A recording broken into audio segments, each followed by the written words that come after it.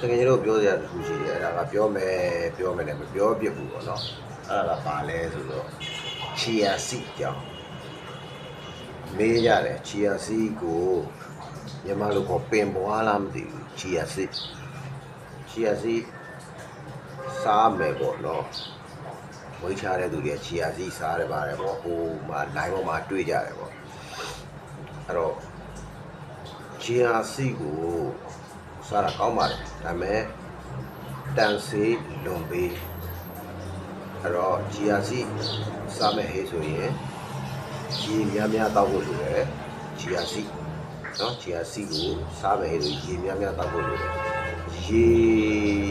များမတောက်နိုင်ဘူးဟေးဆိုရင်ရေပြည့်ရင်ငယ်ဖြစ်တာလို့ရေနွေးပူတာလို့ဖြစ်တတ်တယ်အဲ့တော့ချီယာစီ